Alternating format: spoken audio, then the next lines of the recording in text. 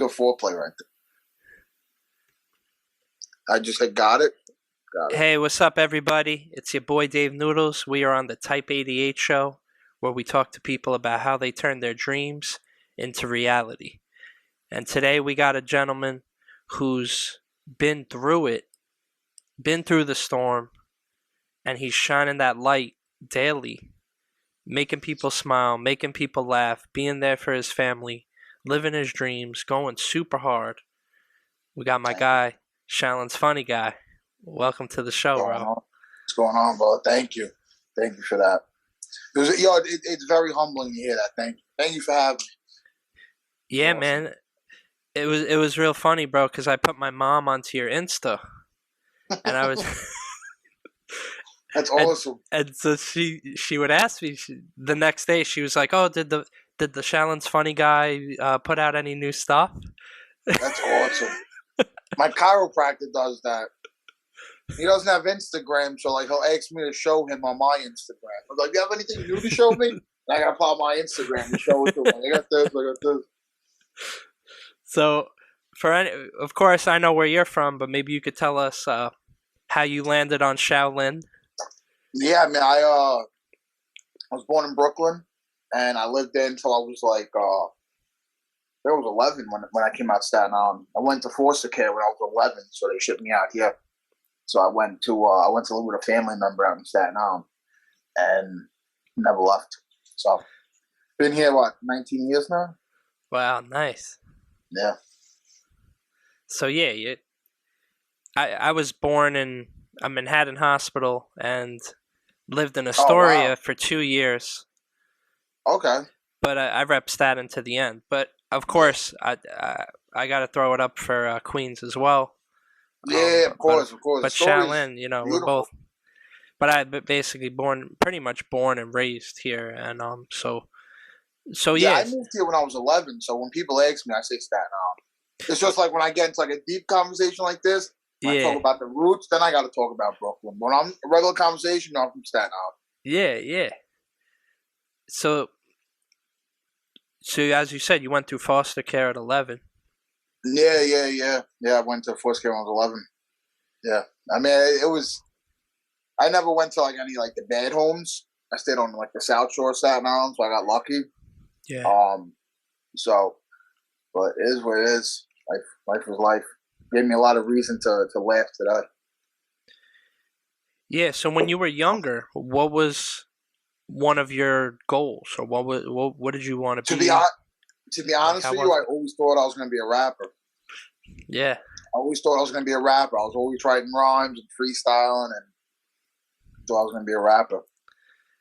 Who was your favorite rapper growing up when you were, Tupac. Tupac? Tupac, 100%. Tupac, and then after him, a big influence from like 2005 to like 2008, 2009, which is like from like 13 to like 17 years old, The Game. Yeah, bro. I was a big Game fan. The documentary, man, that was huge. That album was everything. 2005, that's when my life changed. Yeah. That album when I stopped liking 50 Cent. Oh, wow. He literally... I liked them both. I had the G-Unit shirt. I had the Hurricanes.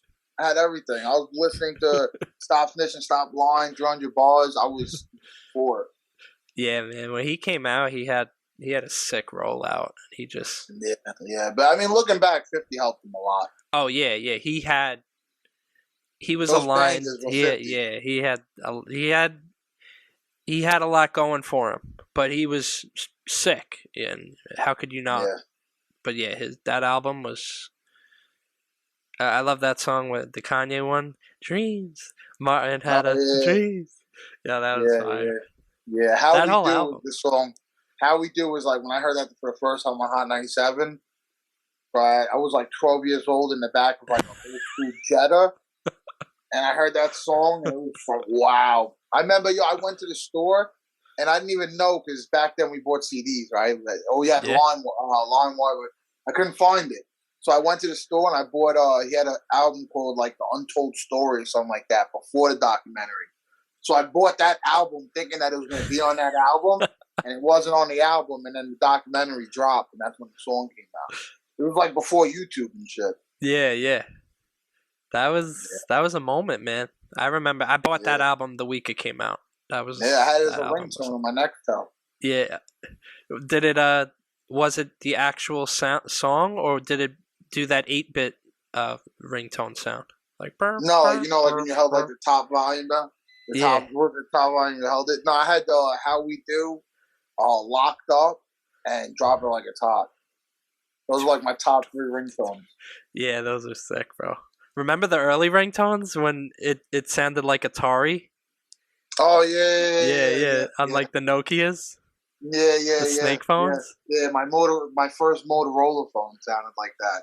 You used to be able to make your own ringtone too. Like you'd be able to hit like certain numbers and like make like a rhythm with that noise, and it'll come out like. Yeah, bro. Bro, I remember when I got the Razor phone. I thought the game was never this. I was like, the game will never be the same now. Yeah. I got the Razor phone. I think sidekicks were like before sidekicks. I mean, I wasn't really texting because you had to like triple hit and all that. And sidekicks came out, and you had a fucking keyboard in your hand. Yeah. And then AIM was like insane. You just go away message on. Don't leave me alone. I got my away message on. Yeah, I never had the sidekick. You fight with your girl, you throw an A, you throw like a Neo line on your A. Don't worry about it. Right, I remember I met a girl when I was in Miami. I must have been like 20 or so. And I remember she was like, all right, text me later. And that to me was so foreign. It was just calling people. So I literally had to call my mom because we had the family plan. I was like, Ma, you got to put texting on the plan. You gotta come through right now, Ma. That wasn't even on the plan. Now you used to have to wait till after like 9:00 to make phone calls. Oh yeah, with the free nights and weekends, bro. Free nights and weekends. Oh man. I remember AT&T. They were like, okay, well, we're gonna make nights at 7 now. I was like, what? 7? Yeah. Or they, like you could call other AT&T members for free. Like every time you call another AT&T member, it's free. Like what? That was crazy. And then Sidekick. The only ones who had sidekicks was T-Mobile. Yeah. I never had the sidekick. I would always see Jay. No, I never had one. Damn. I had the sidekick free. Yeah. I had it for a little bit. I love my Nextel. That was... Yeah. I gave up the Nextel for sidekick. I had the i860. Nice. Remember that with the push button? It should have like a fucking 4-inch screen on the front. Yeah, man. It's crazy how the game album just takes you back, you know? And I love kind of doing that and just thinking about where we started. Because what I love about life, it's like we don't change, but we change. Like so much changes too, right? Yeah. There's this like oxymoron of it. It's like, oh, well, I'm never going to change. But then it's like, well, I need to change. Or, oh, this change happened. So like a lot has changed in your life, you know, growing up to see where you are now. A lot of people don't know really the amount of crazy stuff you've been through. Yeah, to be honest with you, I didn't think I was going to make it this far. I probably thought 21 was going to be like that age where it's like, I'm gonna die before I hit 21. Like that was like the age where it's like, I'm not going to make it till 21. Like I didn't have any plans. Like I didn't have any plans like have a family, do any of that because I didn't have plans of like being like an adult or like a law-abiding citizen in this country or this world. I was on a destructive path, but I did a lot of drugs and I was homeless and I didn't care about nothing. The last thing I could do was take care of anybody else. I couldn't take care of myself. So I never saw myself stopping that. So because you're in the moment, right? And everything kind of that's crazy to even like think back of those times because like things. I would look at you now and be like, this guy's straight edge. He hasn't. My wife has never met that side of me because I got clean before I met my wife, so she has no idea. No idea. Her family has no idea. That's crazy, bro. Yeah, I mean they have an idea about addiction because they have it in there, like they're accustomed to it, but they never met that side of me. Thank God. Yeah, You know? man. So I don't, I hate bringing up certain things, because some Yeah, no, things are no, bro, traumatic. whatever you want, bro. I'm an open book. I'm an open book. When that was happening, was it, or like when you got into it, was it you were around it? Were you trying to get away from something? Like where were I mean, you? Where it like kind of picked up? To be honest with you, my mother was a drug addict, so I was raised in an addict home. So I lost my mother when I was 15. She overdosed, and I found her when I was 15. She passed away in the bed at home from an overdose. So that like kind of like I knew what it was, and Wow. the numbness. I think it was a numbness. I think it was like finding something that could actually numb you, and that's really where it took off. Not right away though. Not right away though, because I went into like a foster home and like I was doing the right thing. I was becoming an auxiliary cop right after my mom passed away. When I was like 16, I got my license and I was going to school, and then I met a girl and I just threw it all away and jumped off the deep end. Yeah. 17, you can't tell me nothing. Bro, I think about when I was 17, my mom was like a guardian angel, so like if I took that away, bro, my dad was grinding like all day, every day. And there were times where I was like, damn, I wish my mom was grinding like my dad, because I could have been out there doing stuff. Yeah. But then when I think about it, I'm like, damn, I may have dodged a massive bullet, or I missed a huge explosion, because if I was free to roam at that age, which you were, you kind of got caught up in some stuff, bro. Like, so at the moment, it sucked for me. But yeah, you know what it was? I always felt like I was missing something. So like I always had to stay out late. I always had to hang out with everybody, because like in case there was a fight or in case like somebody had like something happened, and plus like when you live in like a home like that, like it's like being home is like the last place you want to be. So it also has a downfall, because you're always that kid at the end of the night where like you're looking at everybody else like, yo, what do you want to do? And they're like, we're all going in. You're like, no, let's not go in. Yeah, let's go do this. Like we're going in. It's like, you want to go home. You're looking for somebody to stay out and chill with. Sleeping out at people's houses. I used to always sleep out, and then I used to sneak out in the middle of the night and do graffiti. Wow. That's what I used to like doing at like a young age. I was never home. No one was telling you like, come home. You got to be home. No. I mean, when I went into foster care because my father, he had a heart attack. Right, he died for like 15 minutes. So he lost oxygen to the brain for the short-term memory. So he's still alive today, thank God. But he has a real bad like short-term memory loss condition, where like if he met you today, he wouldn't remember you tomorrow. So like he remembers me, like my kids, or like I guess because like the kids are such a traumatic experience having grandkids, he remembers them. But like anybody else, he really forgets. But anything before the heart attack in 2000, he remembers.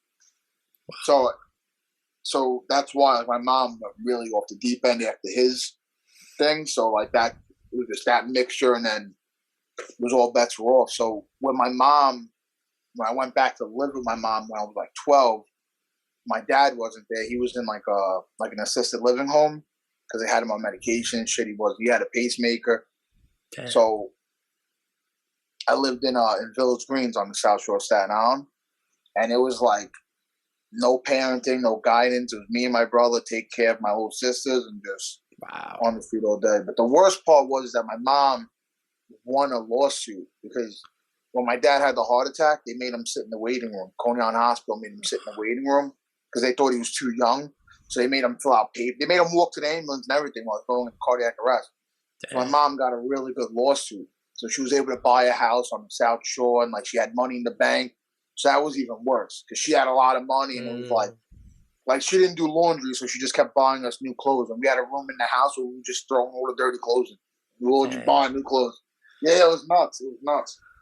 But it was crazy. It was the years that, like, you know what I mean? Like, created me. Drinking 40s and shit at 12, listening to Biggie, Tupac, Wu-Tang. I went to my first Wu-Tang concert in 2004. I was 12. I snuck in.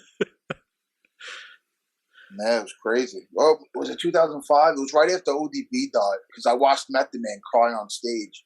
Wow. And I was like, wow. I was like, that's a grown-ass man he was talking about and started crying on stage. Like, wow.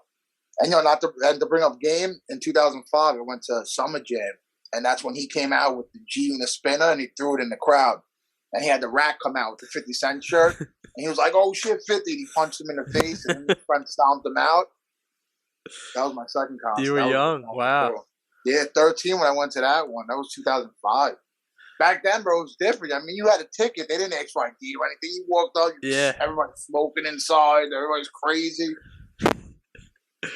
It's interesting because when I was young at that age, I was kind of craving the freedom that you had.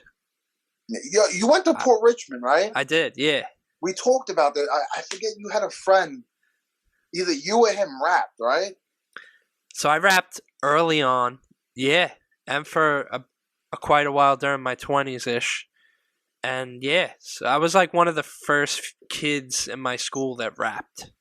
In Port Richmond, I remember. Yeah, you're from Westerly. Yeah, bro, I remember listening to you. Oh man, you had a line that was like, "Cops come, we dip in like potato chips or something like that." Yo, I swear to God, it had to be you because you had like a friend that you were always with. So I don't know why I'm always associating you with somebody else. You were always with somebody. May have been Paul Mars, but he wasn't in Port Richmond. I don't know. I feel like when I saw you in Port, you were always with somebody. Wait, how old are you? 36. Oh, we didn't even go to Port together. Holy shit. Maybe it was. Damn. I'm shocked. It's all good. It's all good. I don't know. But bro, that's crazy. Had to be you though. Cause like you did like DJing and stuff, right? Like Pasha and shit like that in the city. I never did that. No? So maybe I'm thinking about the wrong person. Okay. It's all good. It was you are Noodles from Westerly, so I'm caught of that. Fuck you. I did know a bunch of people that DJ'd in Pasha. And that was a good wave too. Pasha, Webster Hall. Oh yeah. But so when I was your age, bro, I was always like, oh, I wish I could stay out all late. Oh, I wish I could be doing this. So like, here you are. And I was wishing I was you. I was wishing like I had like a parent to yell at me and like I used to look at people who had like family dinners and it was like mind blowing. Like, you sit at a table with your family and have dinner. So even like when I went to one of the foster homes that ended up adopting my sister, very good family, 2 women over on the South Shore, very lovely couple. It was like dinners every night, family dinner and like sports and like they were paying like it was like of course the foster kid was paying them to take care of us, but like they were going out of pocket. Like my sister went to St. Joseph by the Sea. Like foster kids not covering that. You go to public school. Yeah. So, like they look out, but like I got a taste of that, like in that house. But that's when like I was doing good. I was an auxiliary cop. I had a curfew. I was working. I was doing the right thing, going to the gym, and then I met that one girl at 17. Yeah, man, that first love is terrible. It could take you many places, and I know firsthand. You don't listen to nobody. That's the issue. Yeah, and it's interesting because at that age you have nothing to compare anything to. So when I remember you think you know everything because you don't know anything. I didn't know shit, and I didn't even think I did. I was just at a point where I didn't know shit at all, and I just thought whatever was happening was normal, and shit that was happening was not normal. So I can't imagine but I didn't go down that path of kind of the drug stuff. It was more just, I don't need to go into too many things about my first real thing, but when you're in that, you're just like, for me, it was just like, I guess this is how it is. I guess it should be crazy, or I guess it is, like these fights are normal, because I had nothing else to compare it to at that when I was 17, 18, like trying to understand what love was, because I felt really strong. But here you are, you said you met someone and it took you to different places, and of course when we meet certain people in our lives, we inspire each other. It could be good or bad. I've had friends had friends that made me want to be bad, and it was a lot of fun when I was 10 or 12. And then I had friends that made me want to be good. Like, oh, let me study. I want to be as smart as this one. But then there's friends that at certain ages where you can't filter shit out, and you're like, all right, I'm going to take this road. And then once you're on the road, sometimes it's hard to turn back around. So, you said, things kind of got a little out of hand at that age. And then. Yeah. I mean, it was more like, it was. It wasn't even like, I don't know. I used like, I mean, to get serious, I got into a fight with I got into a fight with my girlfriend at the time, and I punched a bus stop, and I broke my wrist. I popped out of the socket. I banged it up bad. I had to go to the hospital. They had to pop it back in the socket. They gave me morphine. They put me in a full-arm cast for 8 weeks. So when that happened, I used that as an excuse. So I bought perk pens. So I was like, I'm going to start small. I bought a couple of them. I was like, I'm in pain. So I did that. And then I'll smoke. And then, just smoking, hanging out. And then it was like, I tried the 30, the blue, the perk 30. I tried one of those. I did, and it was just, because I feel like it's in my genes. Like, you know what I mean? Because, like, my mom, it's like, it was there. Once, I always had the addictive personality. I always smoked a lot of weed. I have that addictive personality with everything. Cigarettes, I was a heavy cigarette smoker. I was very addicted to. Drinking, like when he was drinking, it was like every night hanging out. So it was like I had that attitude. So when I did the first pill, it was just off to the races from there. Damn. Yeah, and then Sandy hit, and in 2012, Sandy hit, and then it was like pills went from $20 to $30. So heroin's cheaper. Wow. And heroin rocked the whole island. That shit was nuts. Yeah, I never even got close to that, but I know people, firsthand friends and people that I know, friends of friends. Yeah, and people who don't know anybody, they look at it and they're like, "Yo, that's crazy." It's like that. That's an insane drug. But it's like if you know somebody, it's like, yo, it's easy to get, and it's like if you think about it, it's opiates. It's what's in the pill, so it's like it's just like it's a pure form of what's in the pills with all the bullshit out of it. That's cheaper. Yeah.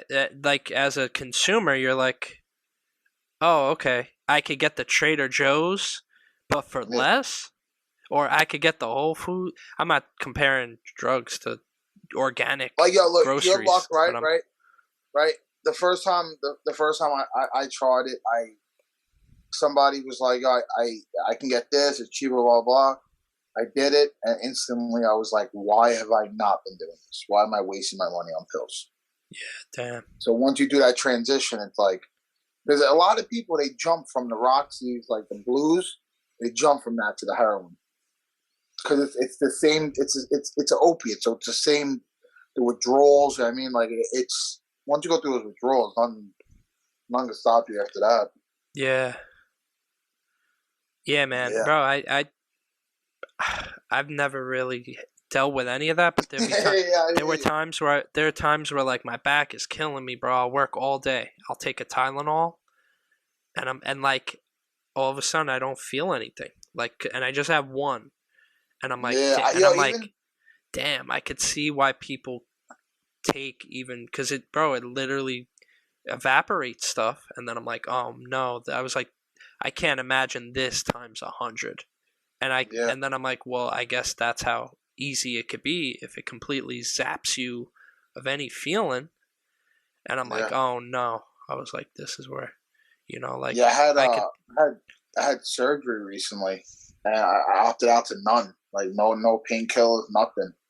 They were trying to give me the perk 15s, the oxy 15 milligrams. I was like, no. And my wife even went to she went to CVS to pick up my Meloxicam because I got like a little muscle relaxer and shit. And they tried to hand her a script of oxy. They're like, you have to sign for this because it's a narcotic.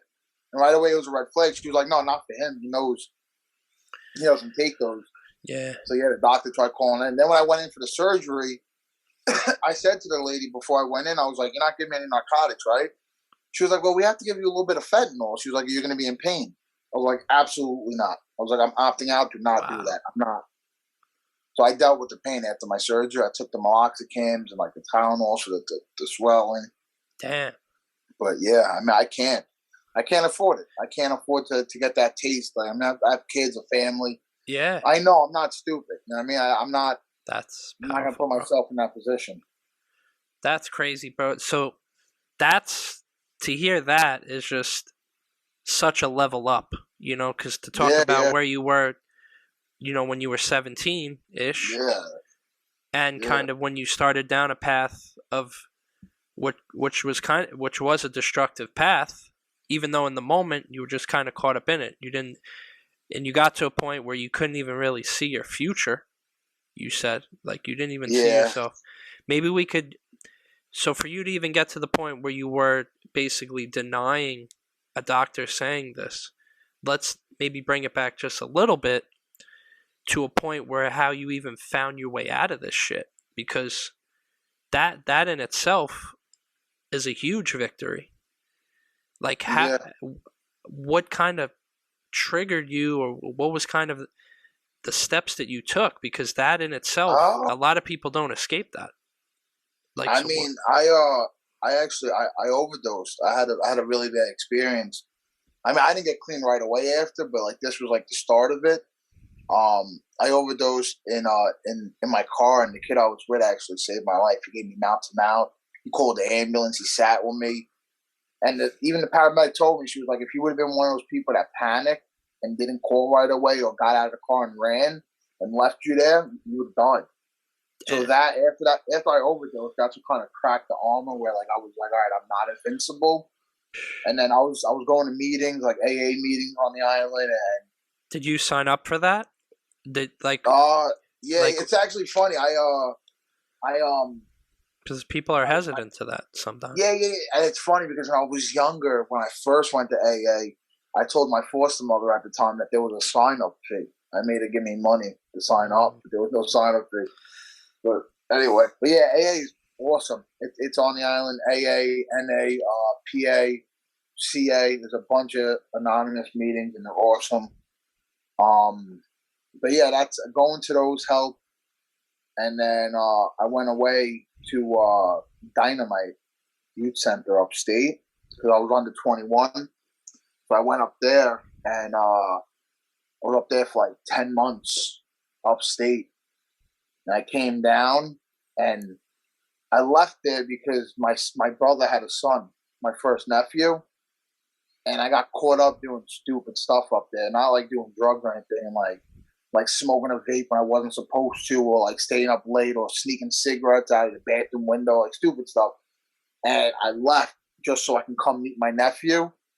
And then I basically left to be homeless, because after that, it was just, I was on the street, bouncing in and out of rehabs and getting high, and going to live in East New York in halfway houses. And then it was like a year of that. And then they were like, yo, your insurance is not giving you another rehab. You can't go to detox again. They're not paying for anything. Like, you've extended. They're like, you went to 11 treatment centers in the last 12 months. They're like, you can't do another one. So I called my brother's mother-in-law, because my brother and his wife lived with David. It was my brother, his girlfriend, the mother, but she was once my foster mother. She was his foster mother also. So I called them. I didn't know what to do, and they were like, come here. I went there. I slept in my brother's basement, and I never looked back. After 2 months, I met my wife. Wow. And her son Daniel was 1.5. Wow. And the fella's not in the picture. So when I met her, it was like, she didn't introduce me to him right away, and then I met him, and then it became like a thing where it was like, now it's like I can't fail. Once I had that reason not to fail, I think that's really what it was. Like, I always had nothing to lose, or like I didn't care about anything. It was like, you know what I mean? Yeah, I had my siblings, but it's like that wasn't enough. Yeah, And then it's like I met this woman. She had a son. He's looking up to me, and it was like, and she got pregnant, and we had a son, and then we got married, and it was like, Now it's like, this is all I know. And then I became the funny guy. I started the funny guy Instagram. It was like, yo. I always loved social media. I always loved this shit, bro. I was like, that's crazy, bro. You got me really inspired, bro, like right now, because because I know I know a lot of people that never made it out, bro. They got caught in. That's what it is too. A lot of people I know did not make it. A lot. There's way too many, and it's like, it sucks. That's why I feel like I'm alive today for them. Yeah, bro, you're here for they only live through me, so it's like you're here for a reason, man, and and you had that moment where you were like, wow, I could have literally been gone if something different didn't happen, if I didn't get the CPR, and like that probably really woke you up. Like, damn, my life. Narcan saved my life. This isn't a freaking GTA game where like I could plug it back in and plug out at any time and I'll be fine. Like wow, I could have literally had my game turned off forever, and then you got plugged back in. Papa said when you Oh, sorry, it's recycling night. Oh yeah, can't forget that. Yeah, it's my son texting me. Oh, no doubt. He's with my in-laws live upstairs, so he's upstairs. He's like, Papa said, don't forget it's recycling night. Bro, I'm just so happy, man. You know, and thank you, man. Thank you. It's also like my mother's like my guardian angel, so it's like I have to do it. You know what I'm saying? It's way too much, and it's like, and also honestly, you know, and it's like I felt like once I started doing the right things, and no matter what I did, I just kept putting the foot in one front of another, and just doing the right thing. Bro, good things started happening. Like doors were opening that was like I never thought would open. Like I'm probably like I don't know how else to explain it. So I tell people just like keep doing the right thing, and eventually it'll just because I mean the karma at first sucks. Like I mean like in the beginning when I got clean when I first met my wife, I was working at Hyundai selling cars, and Warrant Squad pulled up and they arrested me in the dealership because I had a warrant from years prior. And they actually sent me to Rikers for like 35 days. I was on Rikers. And, I almost relapsed because of it. Like, I was terrified, and, like, I got beat up in there. My tooth got broke in the bathroom. The dude beat me up using the phone. Damn. And, like, it was nuts. But it's like, that was, like, my karma in the beginning. And then I came out, and, like, but I dealt with it. Like, I was on probation. And then when I relapsed after leaving Dynamite, once I left Dynamite, I broke the mandation. I relapsed, whatever, and then it was like I waited 3 years to take care of that. But when I took care of it, after that, once I got rid of like the first bad karma in the beginning of my turn towards the righteousness, started smooth sailing from there. Yeah, that Riker shit is crazy. I almost became Crip. That's crazy, bro. I thought about it. That's crazy, bro. And it's crazy, right? Because like, if we really simplify life, most of the time we're looking at one choice or the other.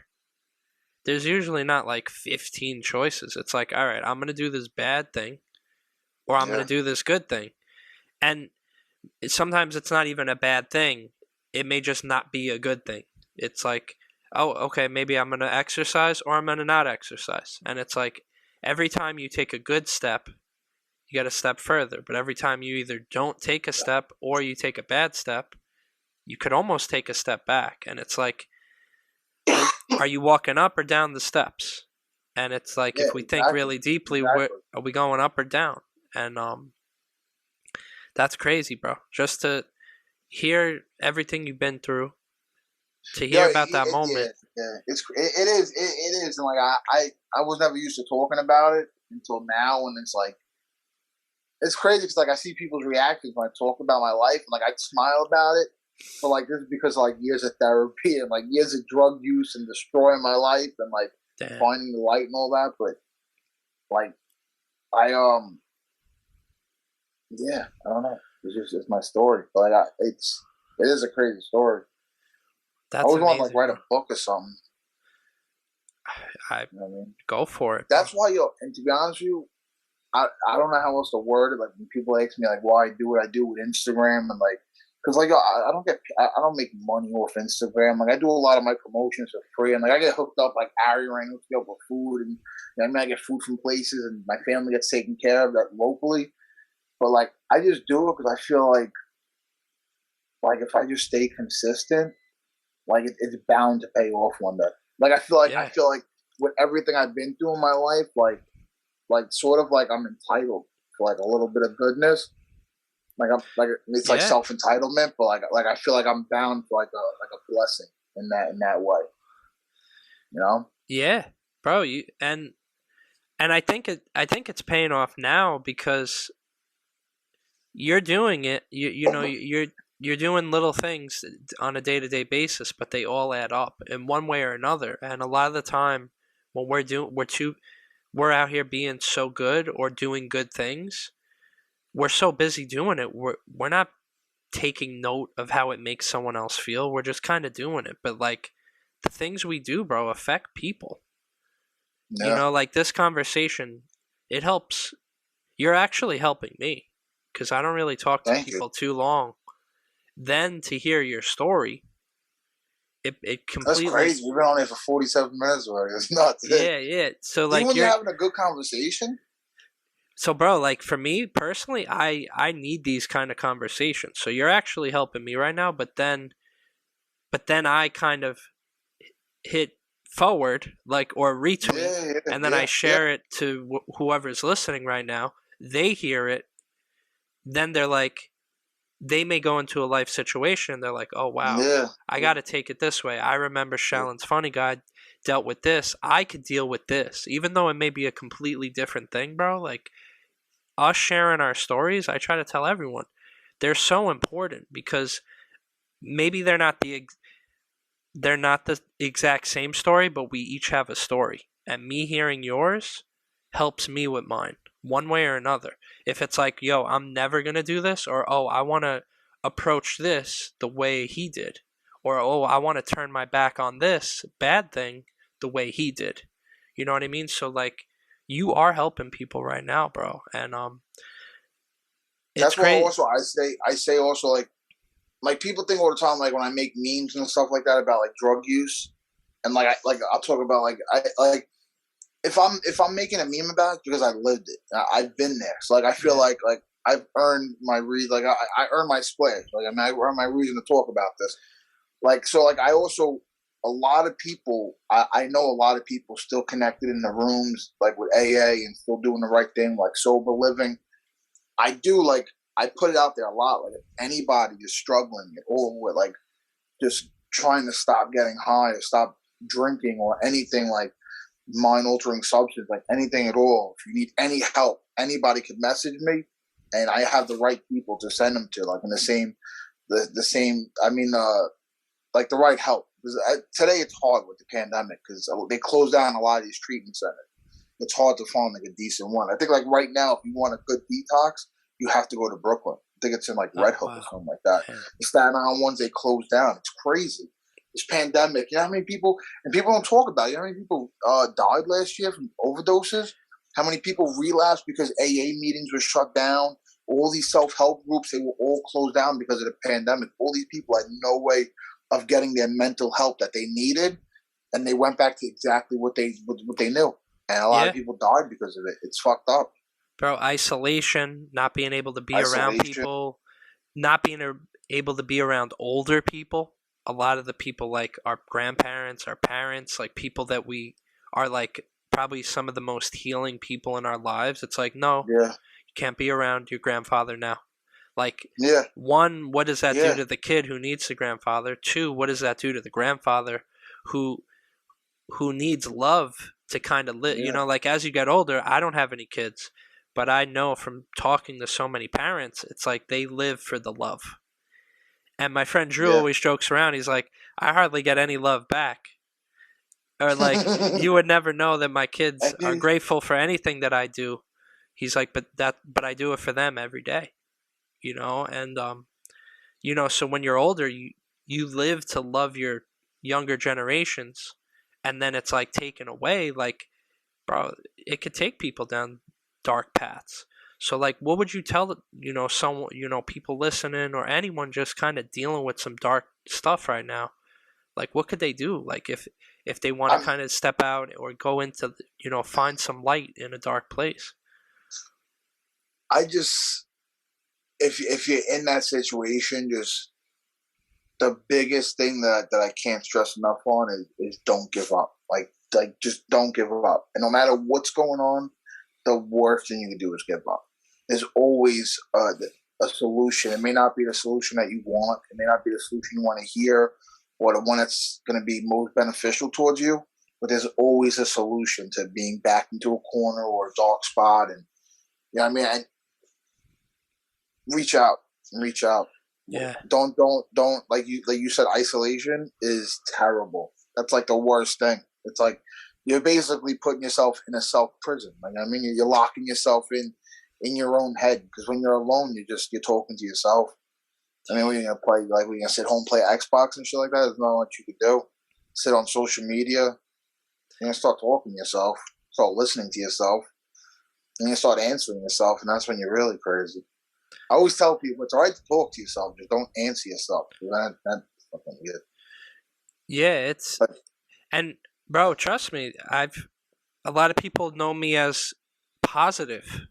They're always like, "Oh, you're the positive God. Oh, you're the positive dude." Yeah, and I'm like, yeah. I said a lot of the time, I'm just keeping it real. And there's so many times where you don't see me, where I'm very grateful that I don't deal with things too heavily. I think because I'm so busy, really doing what I love all the time.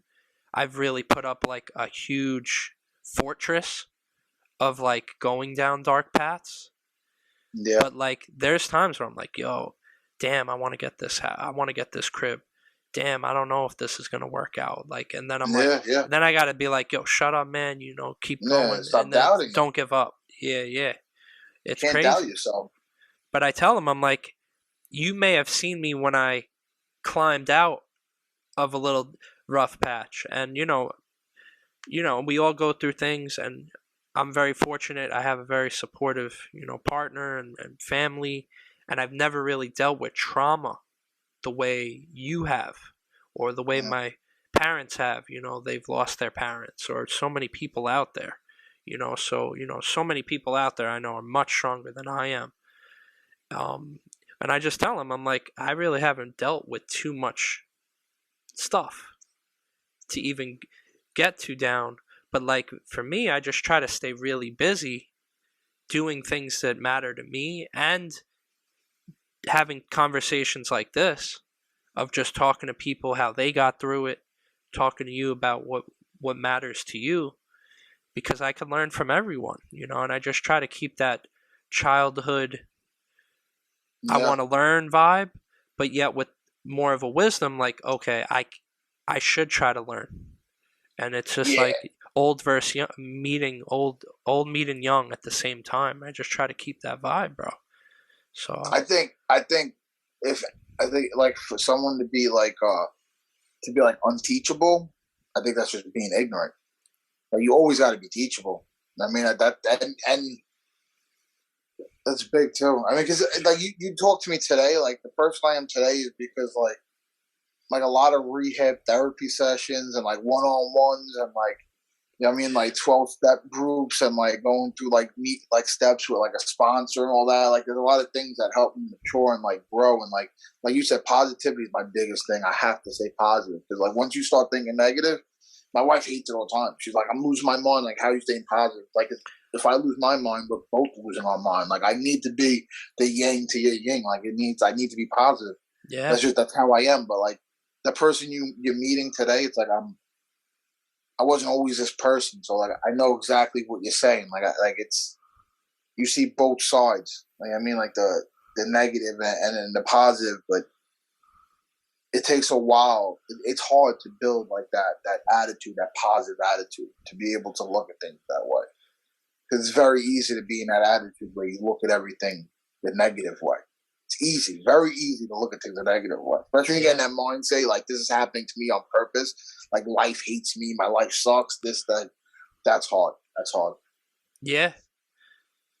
Bro, I try to look at it's tough in the moment for sure. Yeah, in the moment. But whenever I'm dealing with anything, I always try to be like, okay, someone's trying to teach me something.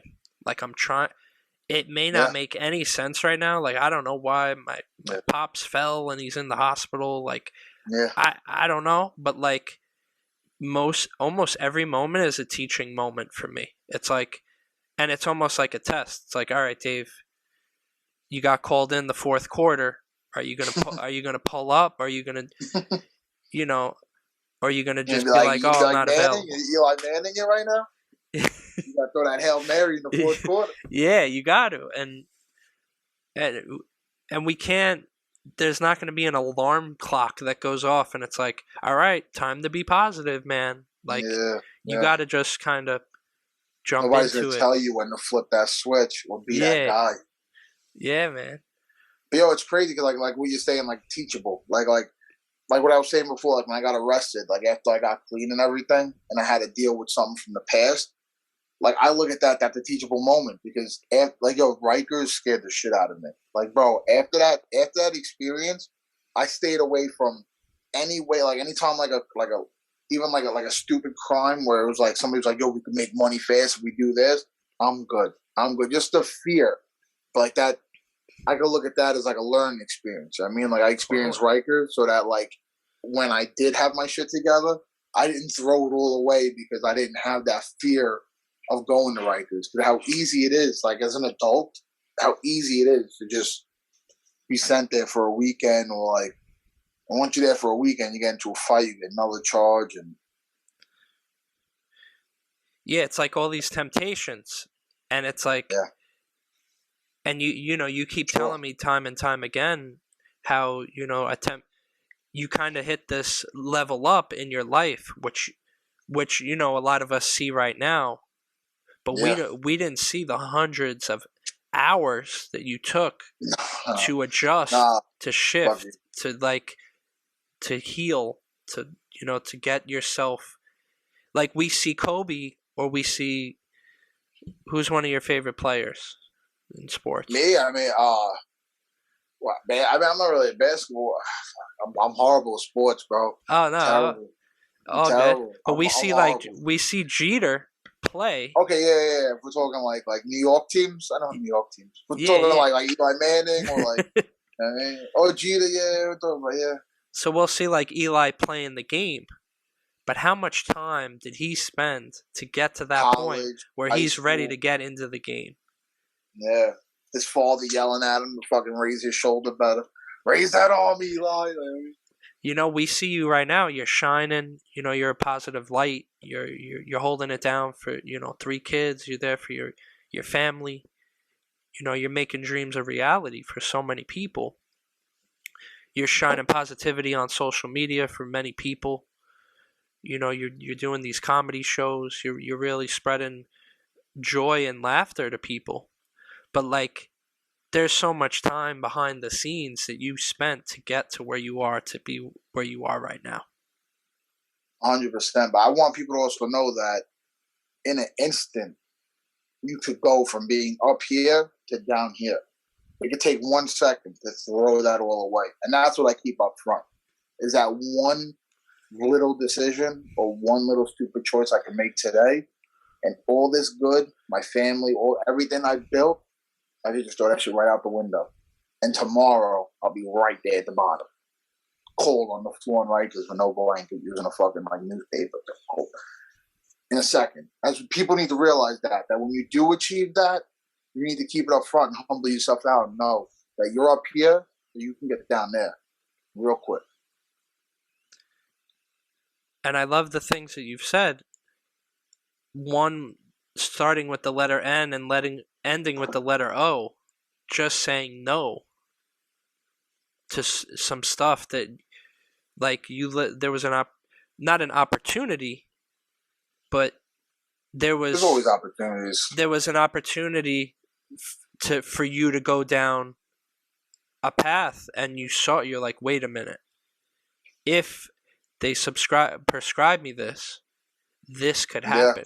And you were at this like conscious state and it's not even that I knew what would happen. I knew that there's a chance. Exactly. All I need is that chance. If I can't know 100% that that's not going to happen, I can't take that chance.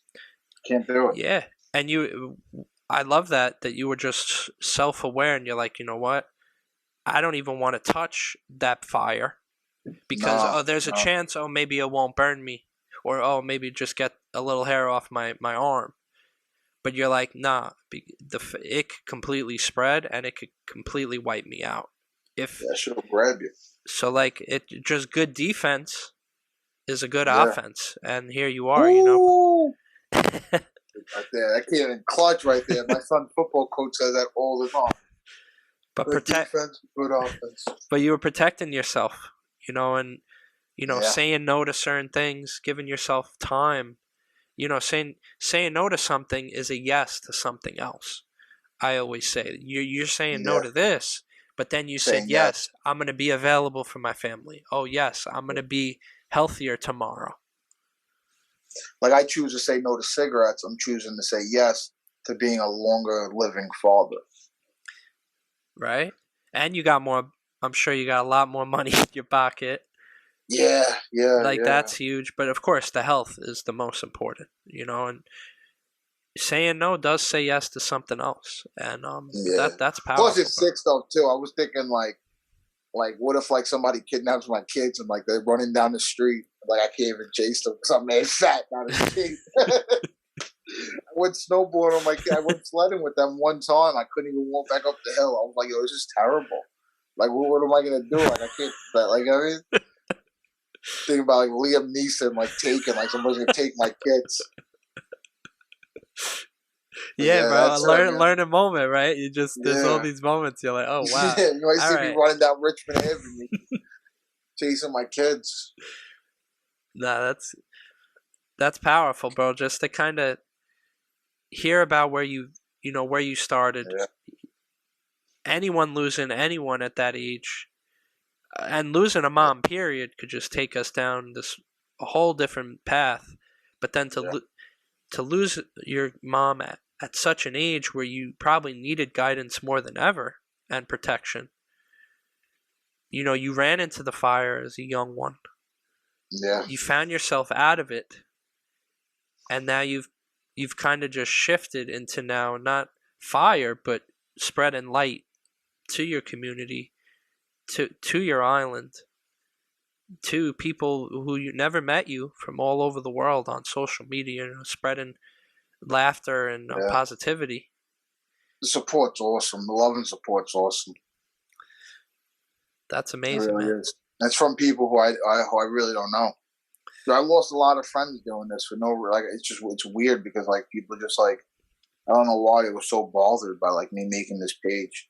It doesn't make it. It's still to this day. It makes no sense to me. Like why it affects people that much. Where, like they have to talk shit about me or like hate on me or like. Yeah. It is what it is, but I don't go down to that level. Like people they'll post and say stuff. Sometimes I'll put a story up and after like a second I'll be like, "What are you doing?" I gotta go back and delete it before anybody sees it. But I try to avoid swooping down to that level. You know. It's tough, man. As we kind of acquire more things or people, there's certain seasons that, and it's crazy, bro, because I grew up, I always had 5 people in my phone. Those same 5 people are going to be the dudes at my wedding. Like, and not much has changed. But, like, over time, life's crazy for me. Like, I wouldn't say famous at all. But, like, to know thousands of people, it's pretty intense compared to when I was a child having 4 friends that I only talked to. I didn't know there were 8,000 people that I would know personally. Yeah. And it's kind of crazy. And then social media. So it's crazy how, like, the seasons just change. And it's weird because we grew up in a time where we just had friends and they were our friends. So, like, through thick and thin, some, this may happen, this may not. Like, we stick around. Yeah. It's weird kind of seeing people jump on ship and then jump off ship. I'm still confused by it when people are all up part of the crew and then all of a sudden, like, ghosty. and it's like I don't. Yeah. Oh, I thought you were my friend. Like, are we Yeah. friends? And so now, I try not to even think about it because I'm like, I'm sure we're friends. Maybe just don't talk that much because it could get there's so many messages coming our way. So I can imagine with you, man. You know you got a lot of people that maybe get offended by what you're doing. Maybe they think it's a subliminal thing, but meanwhile, it's probably not even at all. You know, I think it's just like people dealing with their own shit. Yeah. You know, I think it's like tough. people just like they can't stand to see some people.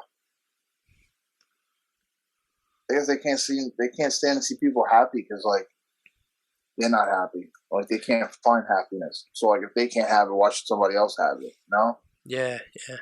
And that's honestly what I found with creating this page is my happiness. I mean, I always had this inside me, but it was like I never really devoted like a lot of like time and effort into it. And once I did, it was like it really took off. You know? Yeah. I go hard with the sports metaphors, but anything you put effort in, you know, and here you are, you've seen, you know, fruits of your labor. But I think the most beautiful part is, you know, you're making people laugh, you're making people smile, and now it's at a point where it turned into you even being on stages and sharing jokes and telling stuff like that. That's pretty awesome, man. You know, because your story is super powerful, bro. I feel everyone needs to hear it. Yeah, that's how I feel. I mean, I don't know why I have this vision that there's gonna be this one person that's gonna hear something that I say or hear something about me, and they're gonna say like, "Yo, I need to get in touch with this kid. Like, I need to talk to this kid. Like, I have something that can help him." You know, like I feel like I don't know why I feel like that's gonna happen. I have that feeling that's why I just keep doing it. You know what I mean? It's just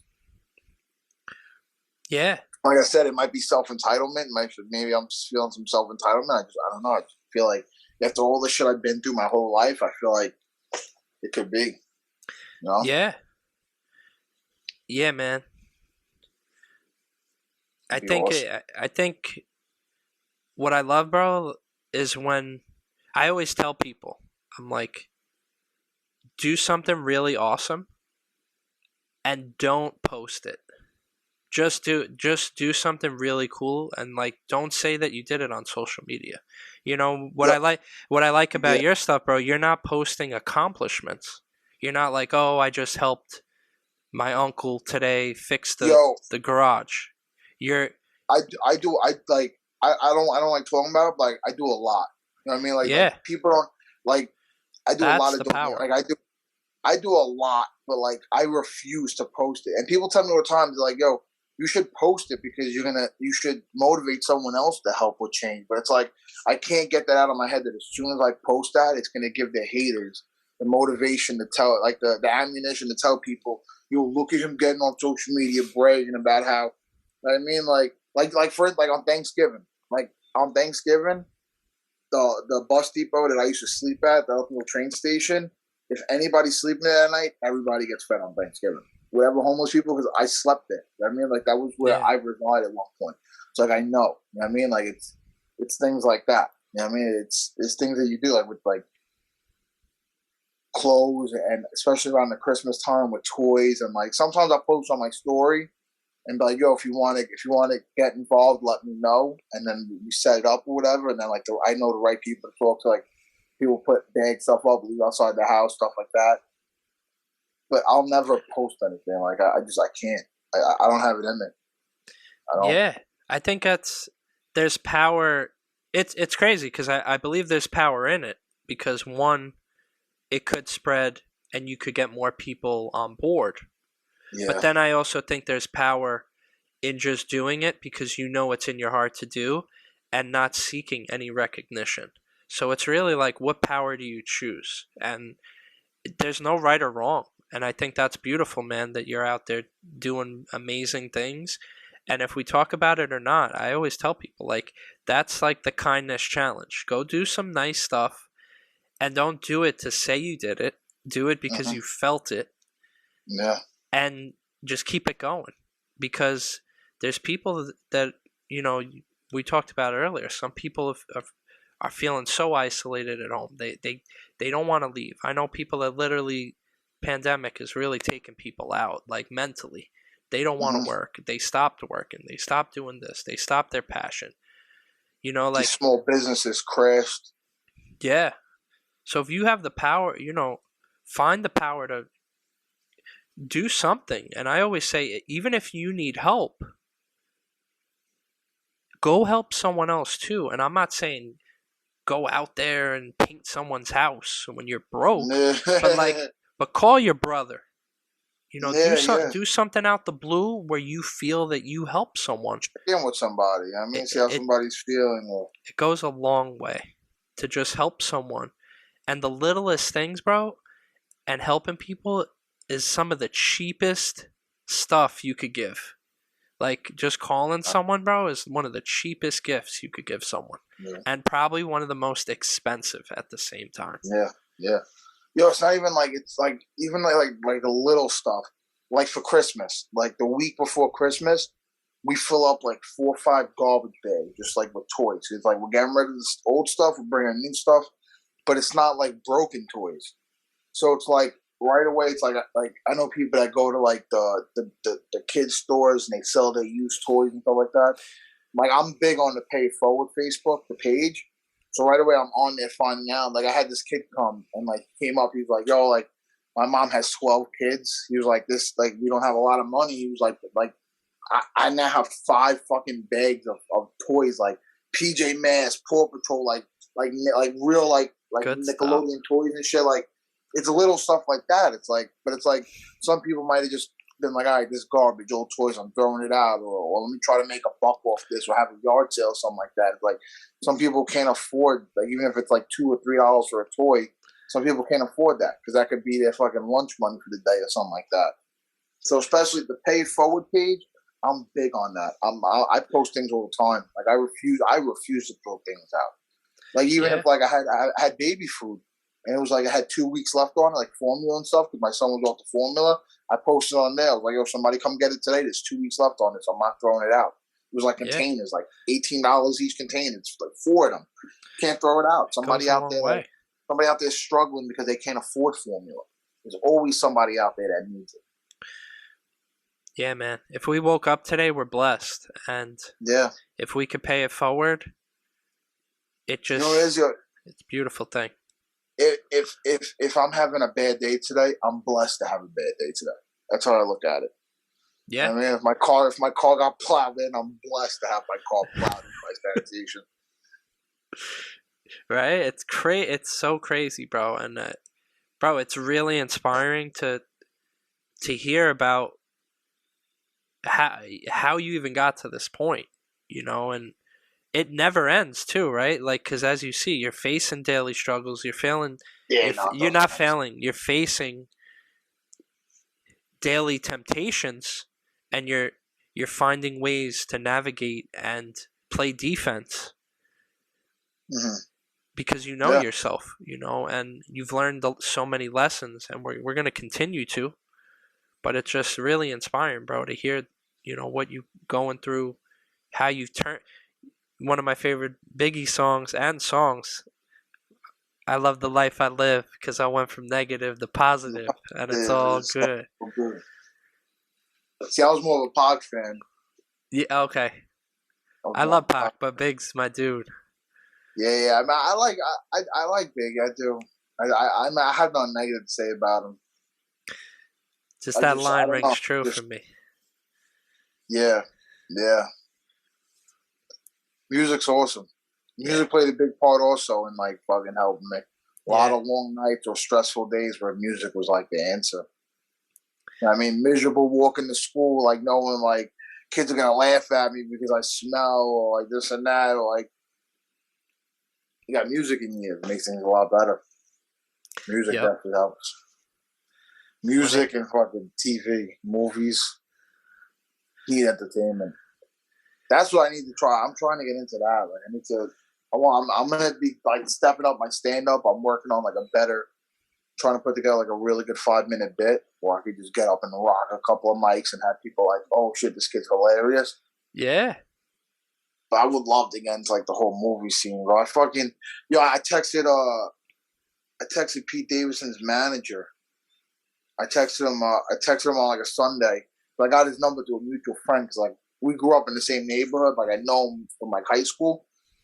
So I got in touch with him through a mutual friend. I just felt like, yo, I'm from Staten Island. He's the biggest comedian from Staten Island right now. Like I was like, oh, my fans love you. Like I feel like it'd be great for the page. Like, let's get a funny video together or something. So he was like, yo, he gave me the manager's number. He was like, yo, Pete said message the manager. I texted him on a Sunday. He didn't answer. I waited till Thursday and I double texted him. Thursday I didn't get an answer. Now it's Monday. It's like, yo, do I hit him with a third text? Like, what do I do now? I don't want to. Yeah. Yo, people love that Pete Davidson content. When I make the Pete and Kim memes, bro, that shit took off. He goes. That shit took off. I was over here at the atrium when they were watching the movie. I was outside. I wanted to get a selfie with them. He's having quite a year, man, and he's been going hard. He's been going hard behind the scenes, and bro, but Staten Island. I mean, I love Staten Island, but people from Staten Island suck. So many people hate him for no reason. Like, yo, the atrium. I lived down the block from the atrium. Like, he literally had and people like he picked the atrium. Bro, it's the oldest Staten Island movie theater. He had this in the headlines with Kim Kardashian's name. Like, nobody's ever achieved that. He brought Kim Kardashian to Campania. Like, yo, it's crazy. I respect the shit out of it because he gets people talking about Staten Island. They bought this ferry boat that's gonna go around Staten Island. Like, I mean, like, this things he's doing. I love it. I'm all for it. But I want to jump on board. Like, I posted a video yesterday. Barstool was interviewing this kid Jared from Staten Island. He's like, yo, you think they're getting played out now? Well, the comedians come from Staten Island. He's like, you think that wave is over with?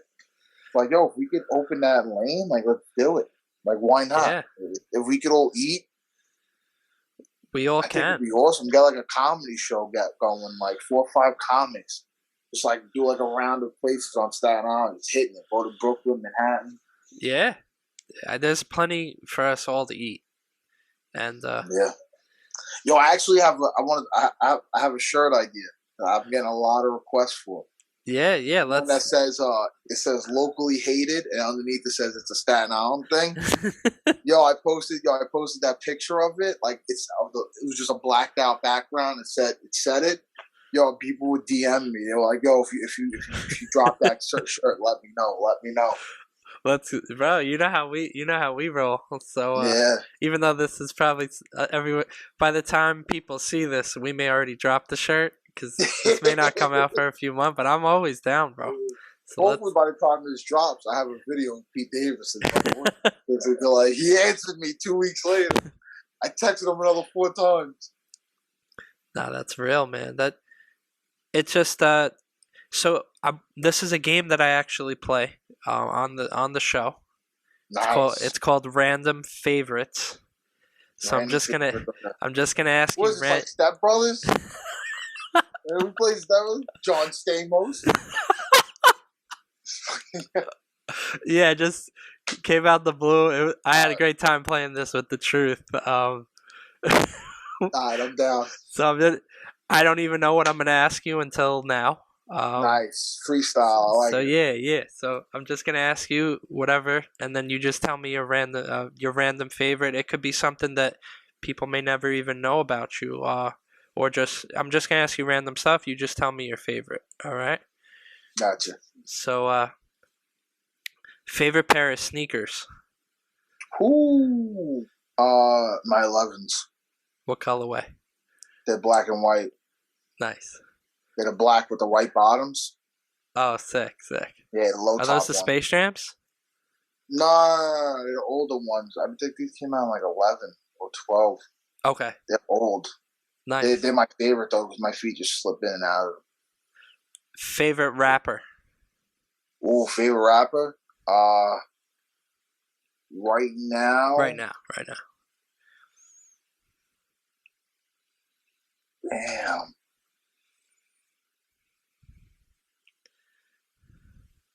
Favorite rapper? I don't know, man. I don't really listen to. Like mainstream music. What could be Cole? Drake. Oh, like you don't mean like somebody who's like popular right now? Yeah, or it could be the local artist. Anyone that anybody. Yeah. Oh, right, yeah. I mean, Jadakiss. I'm always listening to Jadakiss, Nas. I'm old school. Like I listen. To me, I feel like if it came out before 2010, it was good.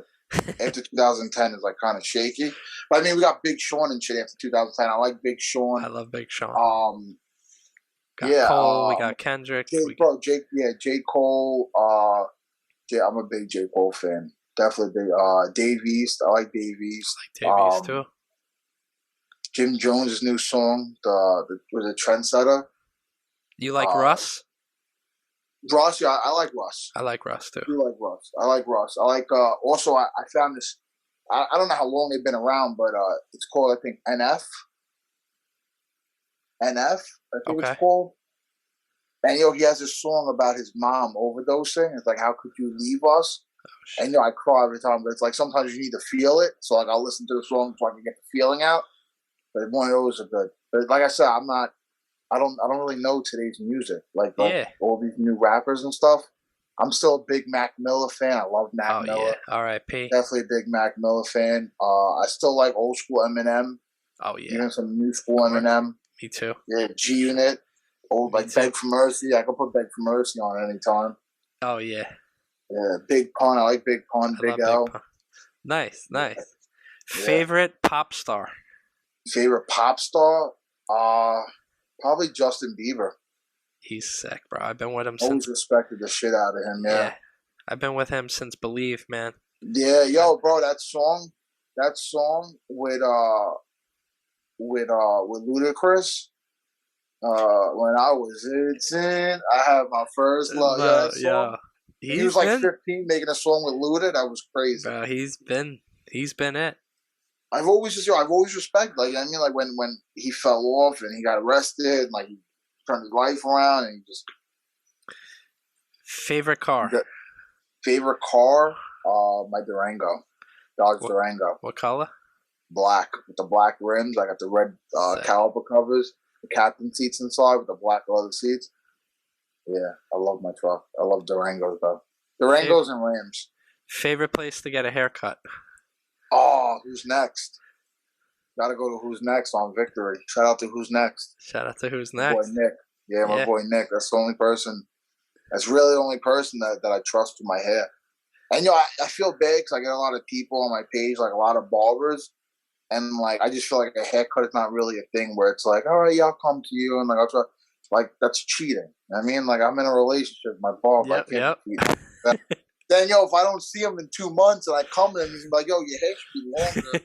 Who fucking cut you? You know what I mean? Like he's gonna know, and I look like a jerk. Well, plus my barber cuts my kids like that. I love it. That's family. Great shop, yeah.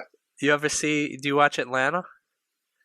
No. I love that show. But there's an episode with you could probably just watch the episode with the barber. It's not like they all tie in, but like you could just it's kind of like a hip hop Seinfeld almost. Like but there's an episode with a barber. It's one of my favorite episodes of it. What's it called? Atlanta. Atlanta with Childish Gambino. It's on Hulu. Season 3 is coming soon. Shameless plug. Favorite video game? Ooh, I got addicted again. I haven't played video games in that long, but I got addicted to Fortnite recently. I've been playing it like crazy. I tried getting my 8-year-old hooked on it, and I fucked around, got hooked on it. He barely plays it on the PlayStation. I sit here and play. My wife's like, "What are you doing?" I've been playing it a lot. That's the only game I play. I got my cousin a video game last year, and I remember his mom, my cousin. I was like, "I'm gonna get him this game." She was like, "Yeah, but he loves Fortnite. He loves Roblox." So I got him the game. I saw him like a year later. I'm like, "Oh, hey, how's the game?" He's like, "Oh, he's like, "Oh, I didn't play it yet." Because all he does is play Fortnite. You should have gave him V-Bucks, bro. Fortnite. I should have got him. I should have got him the gift card for Fortnite. My shout out to my cousin Corey. Oh yeah, shout out to Corey. Happy birthday.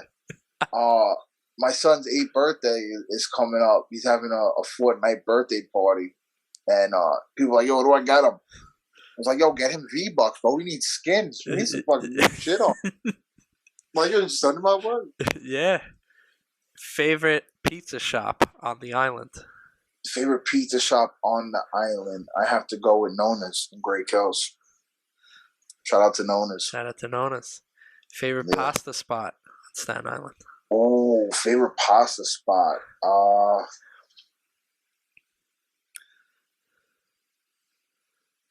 I would normally say Reggiano's, but I had a chicken palm dish at Tommy's Tavern recently. Yeah. That was fire. Yeah. So I think right now I would have to go with that chicken palm dish at Tommy's Tavern. Shout out to Reggiano's, though. I love Reggiano's. Yeah, I got to check Reggiano's. Oh, Reggiano's is fire. They have a linguine carbonaro. It's like bacon bits and like a pasta. It's so good. So good. I got to check. Yeah. Favorite burger spot on Staten Island? Like Five Guys. Yeah. Yeah, I don't really have a burger spot. I mean, I always prefer a diner. Like that's what I was gonna say. I like Dakota Diner. Yeah, I mean, diners. I like the burger with mozzarella. I like the fries with mozzarella, and then I think a gravy next to it. Oh, that's how I like the burger. Me too, bro. That's a thing. You know, that's like. It's like a disco dish they call it or something like that, right? But you know, in Toronto, that's like the biggest thing. Is like the fries with the gravy and the cheese. Yeah. No, I love it. Bro, everywhere. McDonald's, like every place. I went to Woodrow Diner last week with my sister-in-law and my wife, and it was like 9:30 in the morning. I'm like, "You guys make me a burger?" She's like, "Make whatever you want." My wife's like, "You gonna order a burger?" I was like, "I'm getting the fries, the fucking gravy." The lady's like, "We don't have the gravy made yet." I was so mad. Are you kidding me? I was like, "Don't even put the cheese on the fries. I don't want the cheese on the fries." I won't do mozzarella if there's no gravy. I mean, maybe I'll do like the yellow cheese. Yeah, but then I was so mad. I was like, just bring me the fries.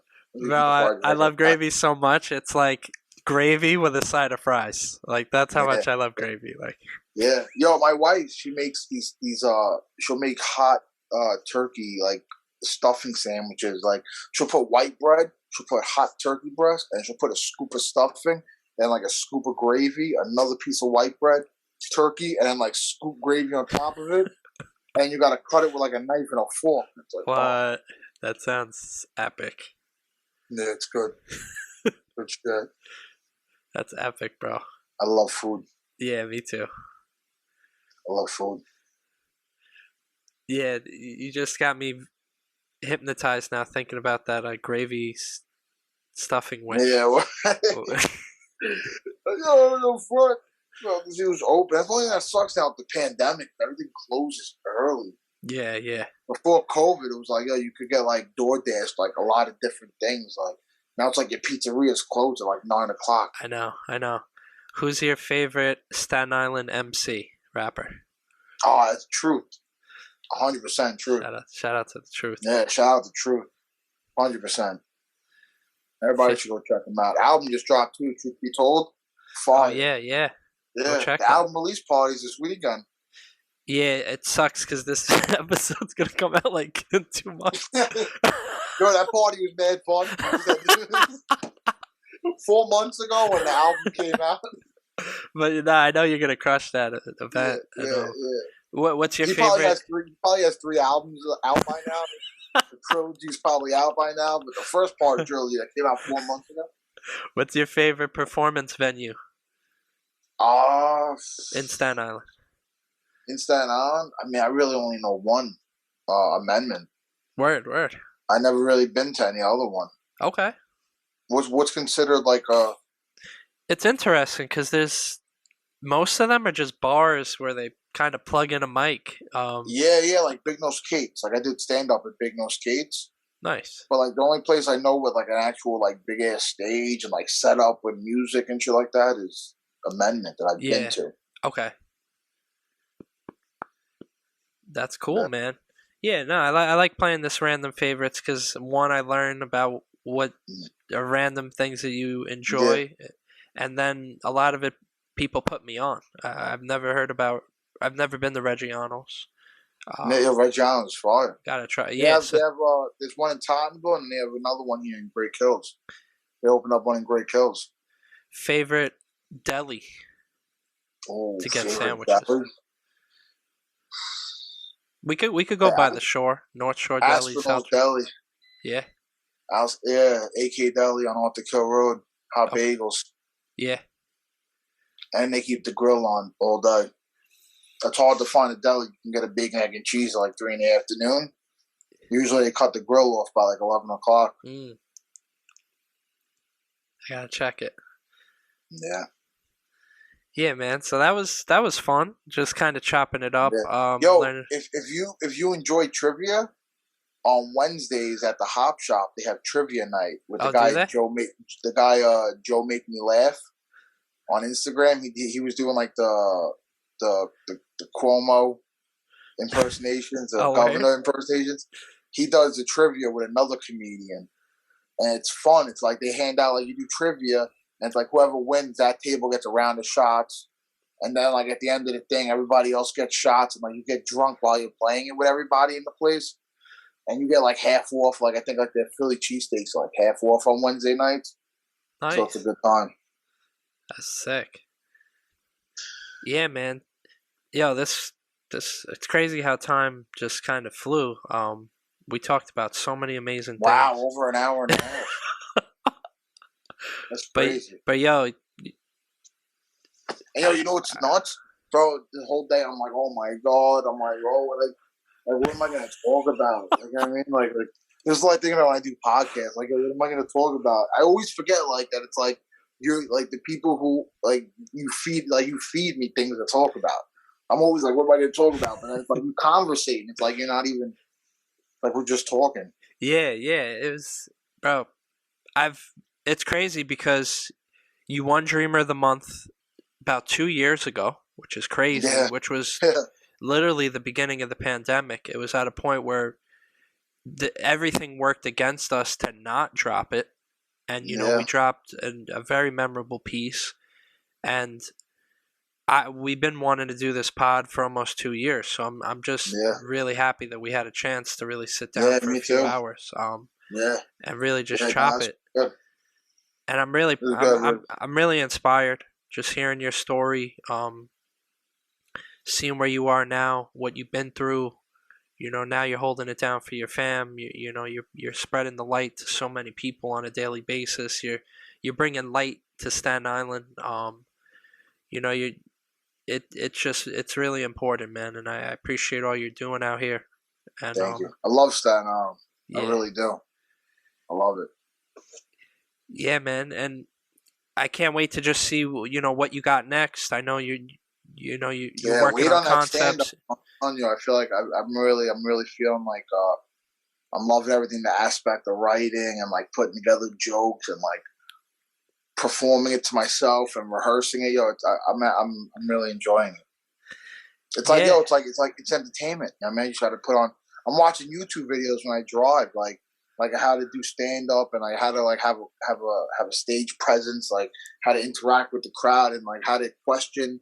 Like it's segues, like in between your like conversations, like how to draw the crowd in, and I can ask you a question and turn it into another question, and then turn that into a topic that I'm about to speak on.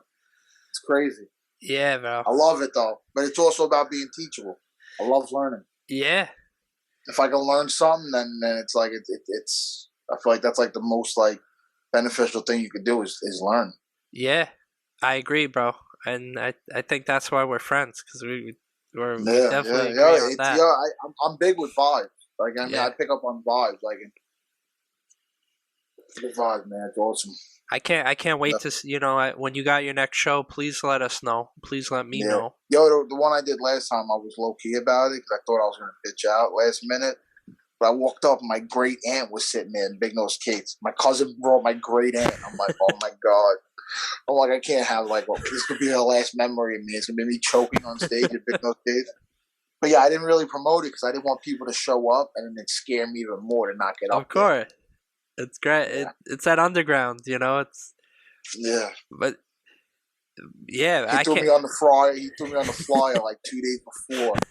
I was like, thank God, like nobody really seen it. It was like hosted by it. It didn't even have my picture. It said Nicky Sands. I told him to put Nicky Sands, not Shaolins Funny Guy. But I killed it, bro. I killed it. Bro. The crazy part was I was sitting there and the comedians were coming off stage and they were pounding me up like, yo, I'm a big fan. Yo, I'm a big fan. And I was just like, yo, it's crazy. Yeah, man, your story is important, and it's really great that you're sharing it. And I need to learn how to tie my story into my comedy more, because that's getting up and doing stand up is an opportunity for me to like let people know, like give them a taste of like my life, you know. Yeah, man. Sure. You know, and bro, you always got my support. You always got the island support, and I'm excited to see what you do next. And thank you for sharing your story with us, bro. No problem, bro. Thank you for having me on here. I really appreciate it. Thank you for fucking listening. Of course. You know? So for anyone, I wore a shirt that like my tits didn't look too big. I'll have a bra on. So for anyone who don't know, or my mom, I could hear my mom listening, who doesn't know, check out my friend Shaolin's Funny Guy on all social media platforms. What are you on? You're on TikTok? I'm on TikTok, Insta, and YouTube. I don't have a Twitter. Word. Too foreign for me, Twitter.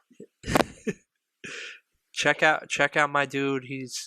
Appreciate that. He'll definitely lighten your day up. He'll definitely give you some positive memories and some funny. Anybody have any questions? Because I get them all the time. People DM me and be like, "Yo, I'm on Huguenot right now. What's a good food spot over here?" If you ever have in a situation like that, you're on the island, no way to eat, whatever, holler, let me know. Or if you need to know where like the $8 packs or $10 packs are, where the delis all the cheap cigarettes, let me know. I know what I'm Shaolin's Funny Guy. I'm the plug. Yeah, nothing illegal though, of course.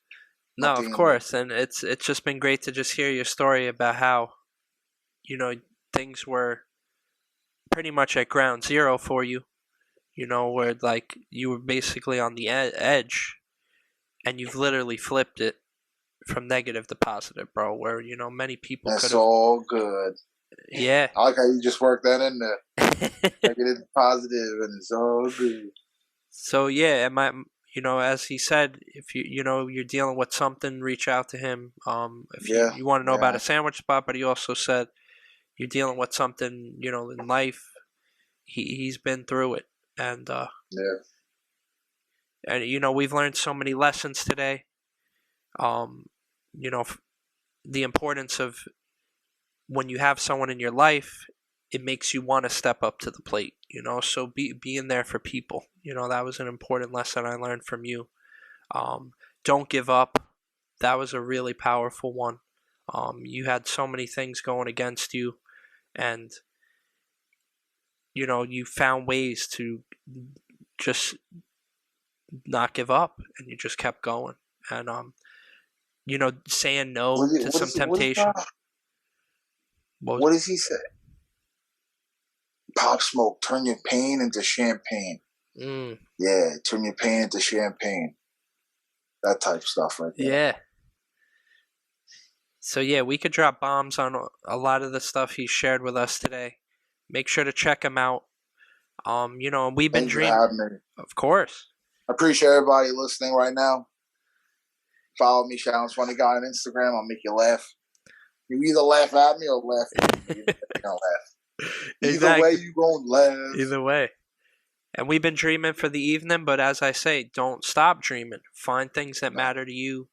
Be there for the people in your life, even though you may need help too, and we all do. Be there for others too. Be someone of service. We don't always have to flex all the amazing things we do. Or maybe you want to talk about the thing you just did, because maybe it'll pull 40 new people into the giveaway that you're doing to help someone else. We all got to just find our happiness. And my guy really did here. He wakes up every day with a purpose to be there for his family.